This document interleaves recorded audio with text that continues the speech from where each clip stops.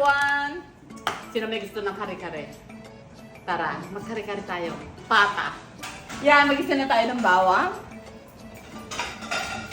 Bawang. Siyempre, sa nag-uumpisa, sa bawang. Ako, sa bawang, iba sa sibuyas. Iba naman! Sabay. Ayan na, ilalagyan na natin ang ating sibuyas. Yun. Ang bango talaga ng bawang pagka marami. Pagka iisa, ang hina ng amoy niya. Yan. Diyan lang tayo bumabawi sa mga sangkap. Yan, paglagay na tayo ng ating asin. Kala nyo kung ano ilalagay, ano? Bawal ang patis. Yan, lagay na natin to. Ang ating pata. Isang pata lang yan. Kasi konti lang yung kami. Yan.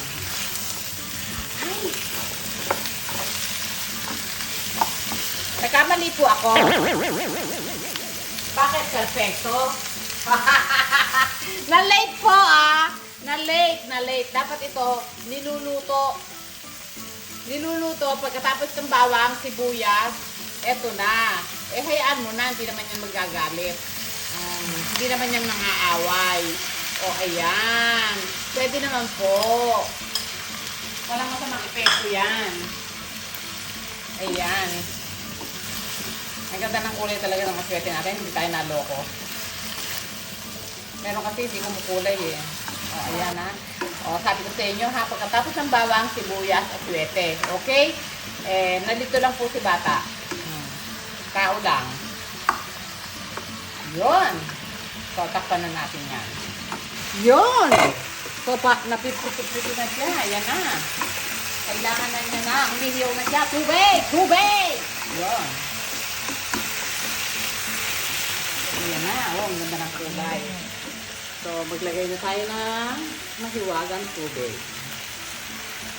Ano sinasabi ko eh? Maglagay nga kayo sa bahay nyo ng ganyan. Tututok na lang. Siyempre, palalambutin natin yan. Kaya magtatagdag na tayo ng sabaw. Yan. Okay. Tabi. Yan, ganyan lang yan. So, takpan ulit natin. Hanggang sa siya ay lumambot. Ayan ang ating puso. Pasensya na kayo, galing ako sa Zumba. Malagay na natin ito. Yeah! Ang kare-kare. Bakit maraming sabaw? Kasi paborito namin ang sabaw. Yan. At saka ang daming gulay.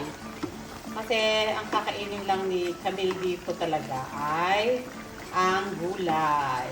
Isabay na rin natin ng ating talong. Yan. Wow. Yan. Antayin natin lumambot ng konti at ilalagay na natin yung pechay. Ayoko nung nakabukod. Yung iba naman, pwede naman, nasa inyo yun, yung nakabukod na nakaseparate siya na nilalaga. Yung hindi steam nyo lang.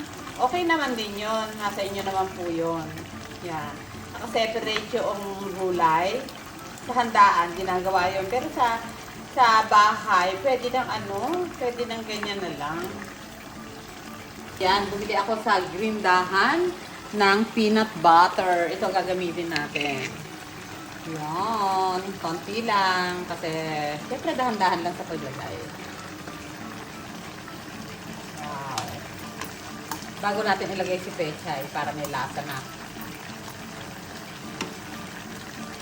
Konti pa. Parang 2 kutsara lang. Yun. Okay na yun. Hindi naman kailangan malasang-malasa yung peanut butter. Yung ganyan lang ay sapat na. Wow. Sarap nito. Wow! Luto na. Try natin. Gusto ko puso. Ang puso ko'y nalilito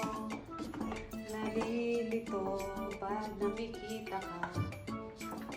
Teka, tikim lang pala to. Tikman natin. Sabaw mo na. Sarap.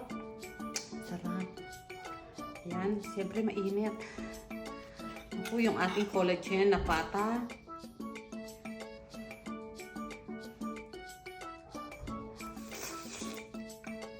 Ang lambok. Pag maangat, ganun ko yung halka. Pero, masarap. Try nyo ulit ang aking kare-kare. Ang sarap ng kare-kare. 2 kutsara lang yung peanut butter na nilagay ko. Sa dami na yan. Pero, lasang-lasa siya. Yan. Okay. Kare-kare ni Bata. Try nyo. Napakasimple lang ulit, no? Ang dali-dali lang. Nagpalambot ng karne. Ginisa na. Yun na yun. Yan. Wow. Ta-da-da-dan. Wow, sarap. Thank you for watching. Hi! Bigyan natin ng almond flakes.